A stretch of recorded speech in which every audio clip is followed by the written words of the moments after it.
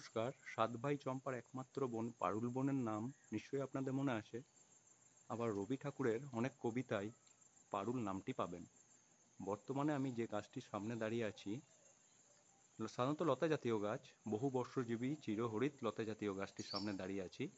এই গাছটির নাম পারুল লতা বা লতা পারুলও বলে। আবার এই গাছের পাতা যদি কচলান রসুনের মতন গন্ধ ওঠে, এই জন্য রসুনধি বা রসুন লতাও অনেকে বলেন বা গার্লিক ভেনও বলা হয়।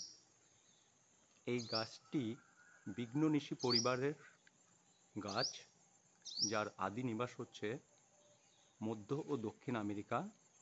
ওখানে স্বাভাবিকভাবে এই গাছগুলো জন্মায়, তবে বর্তমানে আমাদের দেশের জলবায়ুতে সুন্দরভাবে মানিয়ে নিয়েছে। দেখুন কত চমৎকার ফুল ফুটে আছে, আর কি সুন্দর রং, হালকা বেগুনিযুক্ত রংটি। সাধারণত ঢোলকলমি গাছের ফুলের মতন দেখতে ফুলগুলি, এবং সাদাটে বেগুনিযুক্ত রঙগুলি হয়ে থাকে।